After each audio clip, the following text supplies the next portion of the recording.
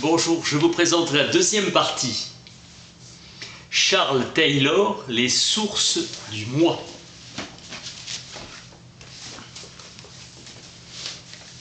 Socrate mourant tente de prouver à ses amis qu'il ne perd rien de grande valeur. Il obtient un grand bien. Sa dernière requête demande à Criton d'offrir un coq à Asclépios.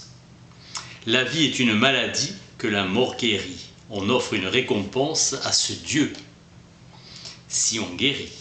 Pour le stoïcien, la perte de la santé, de la liberté de la vie ne touche pas à l'intégrité du bien, la perte faisant partie d'un tout qui est intégralement bon. Les puritains exhortent leurs auditeurs à fuir l'oisiveté, engendrant la tentation. Échoppe du diable, l'Église a développé une version radicale de l'affirmation de la vie ordinaire. La théorie puritaine du travail a fourni un environnement propice à la révolution scientifique. Thème baconien selon lequel la science doit servir au bénéfice de l'humanité. Locke pense qu'obéir à Dieu est la chose rationnelle qu'il convient de faire et que la raison peut discerner le contenu de la volonté de Dieu. Dieu nous demande d'agir avec énergie et efficacité pour subvenir à nos besoins tout en veillant au bien commun. Agir rationnellement selon Locke. La loi de Dieu détermine le bien. Smith s'oppose à une religion de la peur qu'il considère comme servile. La religion se fonde sur l'amour et la dévotion et est libre.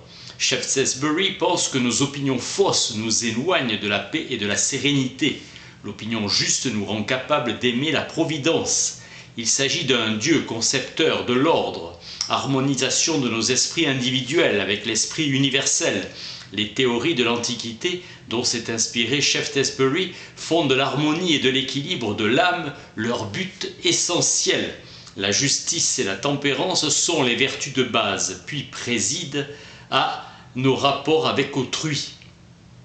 Avec l'affirmation de la vie ordinaire, l'agapé s'intègre de façon nouvelle à une éthique de l'existence quotidienne, la bienfaisance devenant la vertu principale. Avec Hutcheson, la grande chaîne de l'univers engendre la conservation et l'épanouissement des parties, vertu principale de charité et de bienveillance. L'essentiel est l'attention que l'on prête à l'homme, c'est le bonheur des êtres humains qui importe réellement dans l'univers. Dans le christianisme, la notion capitale est celle de la charité, affirmation de l'amour de Dieu pour le monde que les êtres humains peuvent rendre en retour. Fondamentalement, la nature est concorde de bienfaisance. La vertu consiste à agir selon la nature. Cela signifie vivre selon la finalité des choses. Cette finalité vise à l'harmonie par l'enchaînement des objectifs. Vivre selon la raison, l'essor du roman moderne reflète et consolide l'affirmation égalitaire de la vie ordinaire. Les évangiles traitent avec la même gravité les faits et gestes des humbles et des grands. À la fin du XVIIe siècle, on observe une idéalisation croissante du mariage, fondée sur l'affection et sur l'union véritable entre l'homme et la femme. Affirmation de l'indépendance individuelle. Les maisons offrent dorénavant des espaces privés. On estime au XVIIIe siècle les sentiments d'amour et d'affection pour son conjoint. La littérature contribue à son intensification.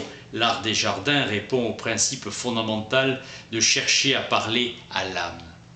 Le rapport à la nature est un attribut de l'identité moderne. Déclin de la pratique religieuse où les gens croient en Dieu mais ne s'engagent pas dans la pratique. Les gens ne croient plus à la dimension spirituelle de leur vie. Radicalisation des Lumières dans l'attachement à l'idéal de la raison, matérialisme et athéisme comme expression ultime de la raison autonome.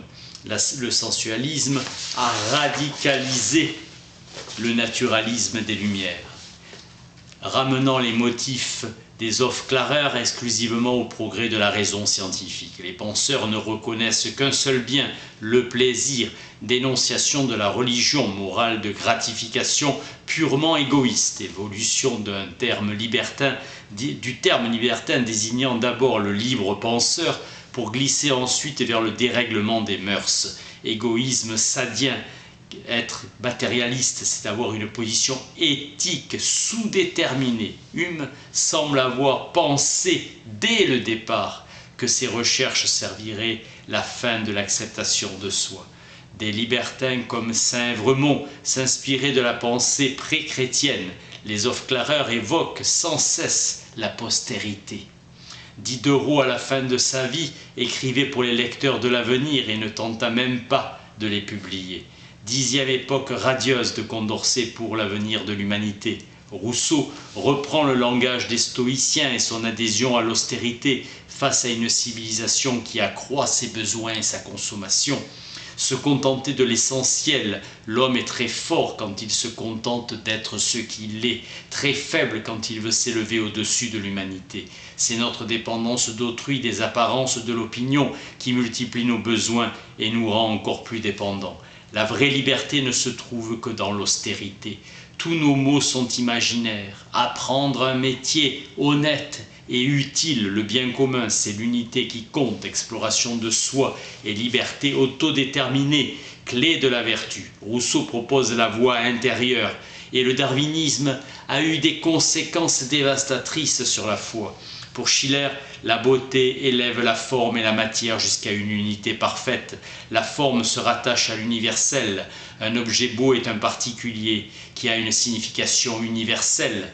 Pour Baudelaire, l'inorganique est supérieur à l'organique, qui est le royaume du chaos. Pour lui, la poésie n'a pas d'autre but qu'elle-même.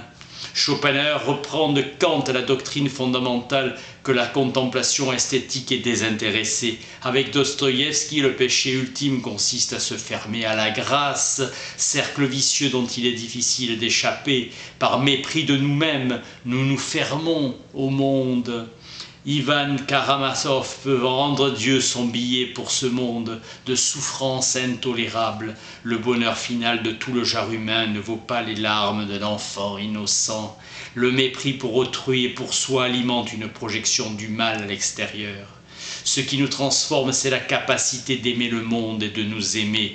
Dans l'Évangile, selon saint Jean, les hommes sont transformés par l'amour de Dieu. Dans la société urbaine, technologique, la nature est marginalisée. Il n'existe plus de paysans qui vivent en symbiose avec elle. Les paysages ont été détruits. La voie du surréalisme appelle à un abandon de tout contrôle, ouvrir sans réserve les forces inconscientes qui gisent en nous. André Breton condamne a priori l'explication. Le dada ne reconnaît que l'instinct. Brecht fut amené à un rejet plus agressif de la poésie pure, mise à nu impitoyable de l'illusion romantique et confrontation avec la dure réalité. L'individu a été arraché à une riche communauté de vie et dépend désormais d'un ensemble de relations changeantes et révocables. Nous finissons par nous rattacher les uns aux autres grâce à une collection de rôles partiels. La recherche d'un pur accomplissement expressif, subjectif, peut rendre la vie superficielle et la vider de sa substance. Le sentiment menaçant d'être indigne peut nous conduire à projeter le mal hors de soi. On identifie alors l'échec à une personne ou à un groupe. La prudence nous conseille constamment de rabattre nos espoirs et de circonscrire notre vision. Charles Taylor, les sources du moi. Merci.